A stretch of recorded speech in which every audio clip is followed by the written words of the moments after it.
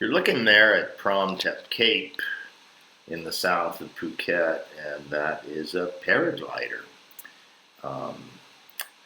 And I came up there to do the intro to this video, and he was flying, and so I thought I'd give you a minute of it. And there was a bunch of people watching, and I used to do, not that, but I used to do hang gliders for 20 years. I haven't flown in a few years now, maybe 5. I'll put a link. It's a fixed wing, not a, we call them panties. So anyway, there you go. And now on to the rest of the video.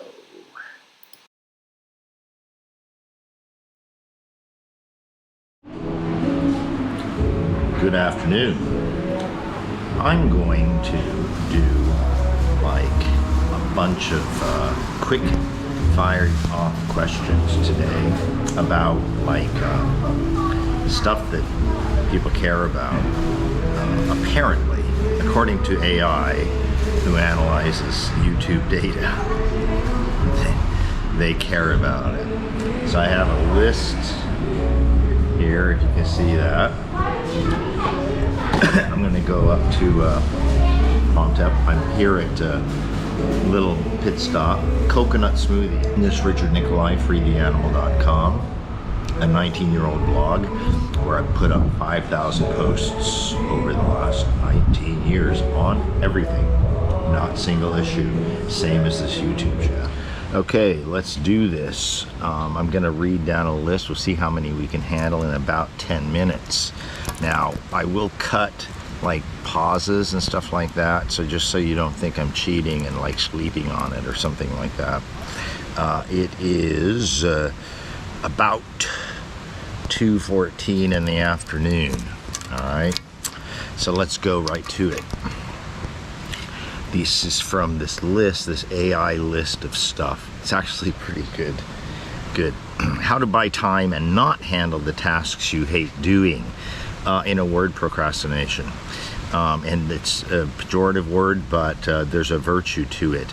And that is whether you hate doing it or love doing it, like say a business venture, it often serves to procrastinate rather than jump right in, especially if it involves time and money to do it.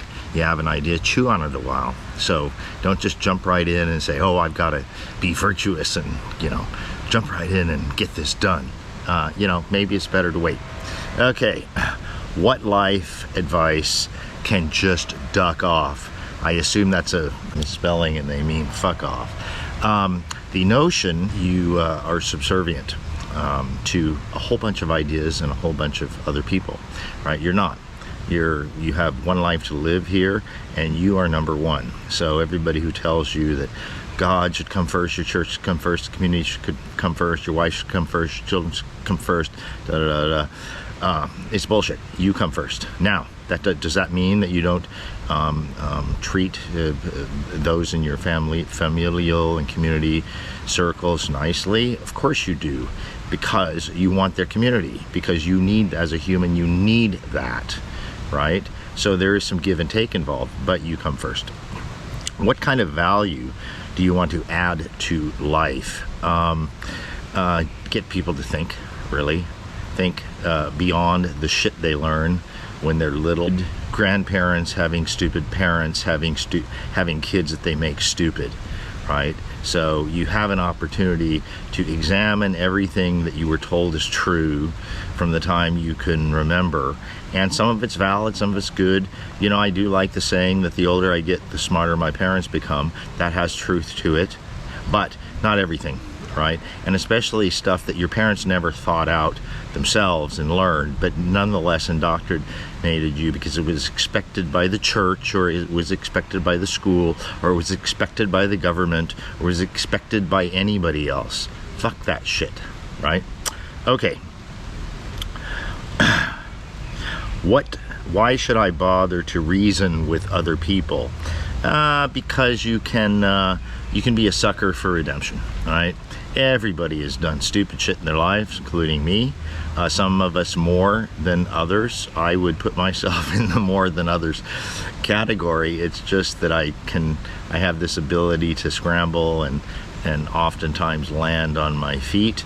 I do self-examine plenty, and I don't always fix everything, but a lot of times a point may come, such as it did with alcohol. So, you know, many people have reasoned with me over the years about it. I'm glad they did. So, you know, people can change, right? You can't fix stupid, though. You can't fix stupid. There's got to be some raw material to work with. All right. If not concerned with what others would think, what would you be ... doing?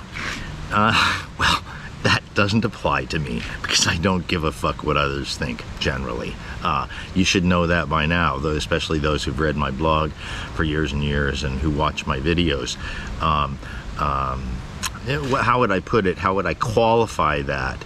I'm not a nihilist, nor am I a psychopath or sociopath. I don't like to hurt people. I like to help people when I can. So there's not I do everything I want to do, right, without regard to what other people think. It's just that simple. So you have to really develop that. So I would say that the question there is kind of silly. Don't be concerned with what others think. Overly concerned, I should say. Overly concerned, right? A measure of concern owing from a relationship and a measure of respect, yes, of course. All right. Why can't I make enough money? What is holding me back? Well, there's a host of things. It's your own values, really. Maybe you're not driven entirely by money. Maybe you're driven partially by other things like relationships and playing, having fun, different things like that, right? Other things are more important to you. Making money long term is hard. It takes discipline, thought, and control, and few are up to that task. And oftentimes some of them lead rather dreary lives because they're dreary, at least from my perspective.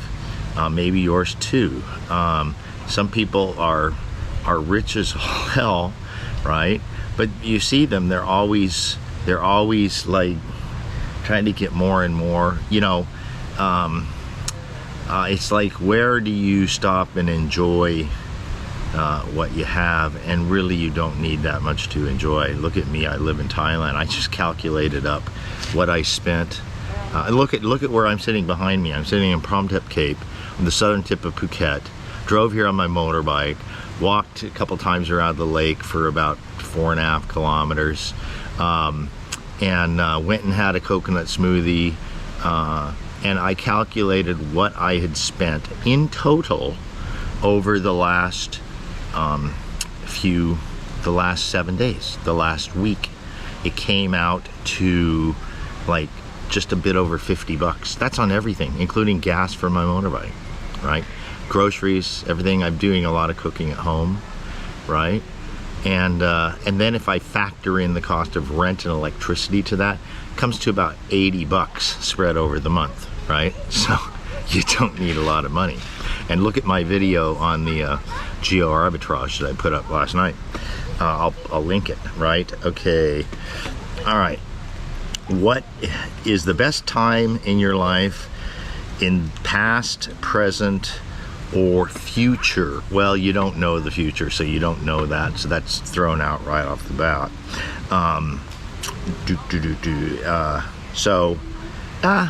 The best time in your life is right now. It kind of has to be, right? Even if you're going through hardship, because you can overcome those, and that's one thing you can be somewhat confident in about the future. You don't know whether the future is going to be a lot greater or not, but you're probably going to come out okay. At least most people do, or we wouldn't even be here. If everybody came out worse after hardships, then we'd have gone extinct a long time ago, right? So you just have to get that squared away. Let's, well, how did this get way down there? Okay, why can't I mean, what should you do if you're friend zoned? That's a good one. I suppose it applies to both guys and gals who are in the dating scene. I'm a guy who's in the dating scene. You don't.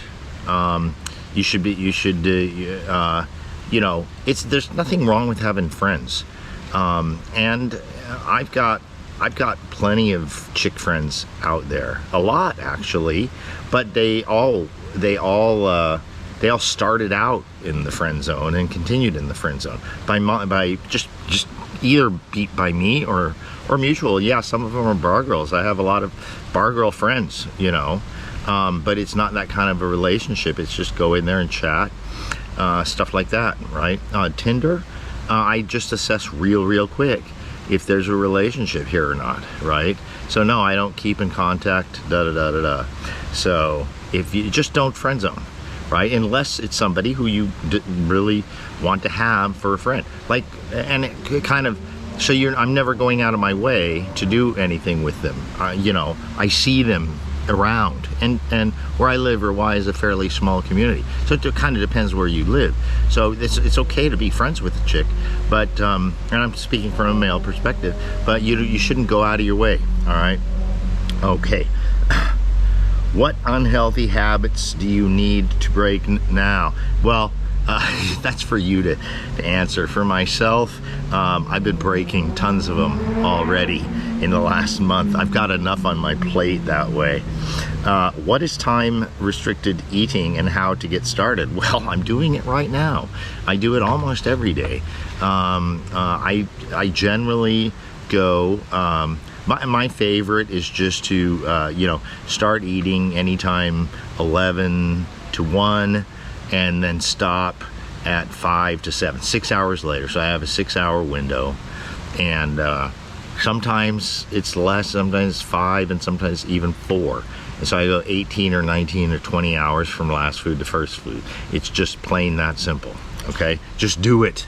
You get used to it. It's easy, right?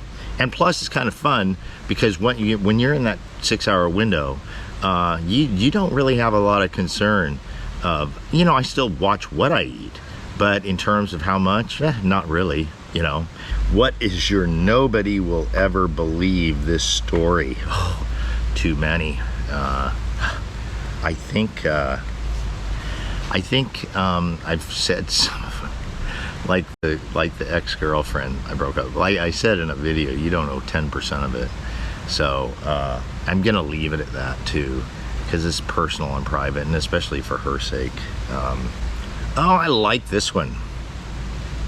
Are you under strong delusion that you should believe a lie? Yes, you probably are. In fact, over 99 out of 100 people are. If you're a human, you are. And it goes back to this question I answered before. The idea that your life is subservient to a bunch of other shit, like God and the Bible, Jesus, Buddha, Allah, Jehovah, you name it, or the state, society, your wife, your children, and all of that. Everybody has some notion that something else comes first before your life, and it's abject bullshit, and it's a big part of mental illness in this country, because you live your entire life in cognitive dissonance because it does not make any sense to you. Now, let's qualify this, because would you lay down your life for somebody, implying that their life is more important than your own? Well, you could, but it's not out of a sense of subservience. It's out of a sense of selfishness. Let me explain why. right? You wouldn't do it for a stranger, not typically, unless you're mentally ill, especially if you have a wife and children to support, or other family, or whatever. I'm swatting away ants, red fucking ants, and they bite like hell. I sat down over on another place, and within 30 seconds I was swarmed. So anyway, I may actually leave that in. So it's out of a sense of selfishness, and the simple way to think about that is that that life, if their lives were at risk and you had an opportunity to lay down your life, it could be rational to do so, simply because life without them is too abhorrent to you, right? So that's a selfish act. You're doing it for yourself. Yes, they benefit. Yes, they benefit if their lives are saved, but you're doing it for yourself, because you would not do that for a stranger, because when push comes to shove, you really don't give a fuck about them. Be honest, right? So at least not to that extent, right? Okay, I think that should do it. Oh, almost exactly 15 minutes. So all the hemming and hawing I did, and ums, which I'll cut out, still I got that done in 15 minutes. I think that's a good way to get through these, because the AI, they pump out 50 a day now. I took this deal, a deal you can't refuse, for this and a bunch of other stuff, like site audit for 2 months for like $24 or something like that, like half off. And I'm like, yeah, let's try it out, because there is a lot I need to learn about and it's much more than the YouTube Studio analytics give you. Okay, so enough on that, and I will see you on the other side of the next video. Okay, ciao.